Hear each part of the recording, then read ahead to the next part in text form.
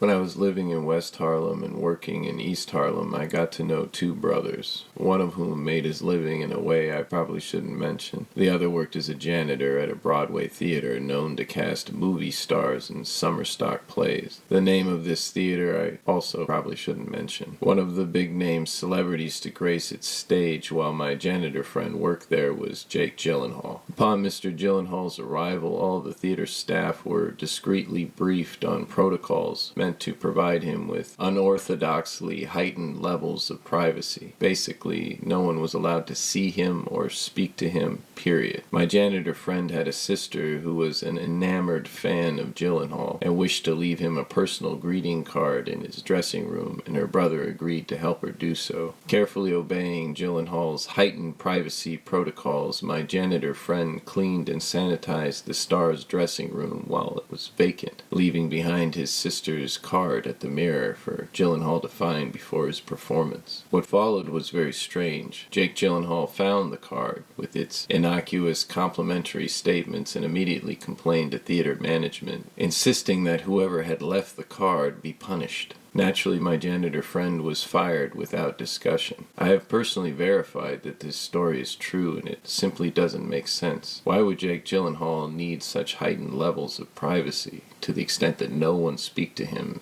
see him in his dressing room, or even leave him a fan note? The man is clearly keeping a secret of some kind. What could it possibly be? This strange story of my old friend's firing lingered in my mind over the years, and recently I came across a segment in a BenBornAgain.Faith documentary that appears to shed some light.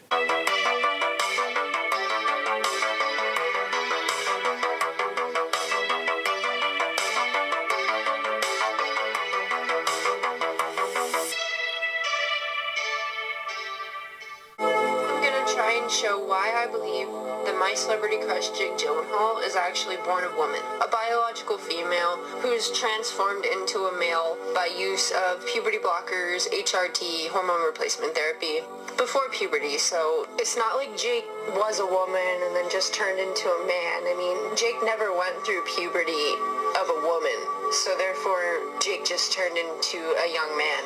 Someone who looks like a young man on the outside, but actually has the skeleton and probably the underneath parts of a female. How does it work with their parents? Their parents practice this religion too. Please understand that these are not just heterosexual families who, decided to just sell their child off and trans them to become a part of the industry. It's an industry-wide deception of transgendered people. Deceptively transgendered people.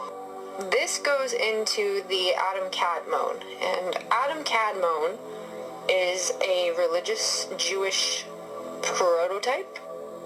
People ask me all the time, why would anybody want to change their gender? And, this goes into Adam Kadmon ideology. This is their religion, and this is not something that I just made up. You can go look this up for yourself.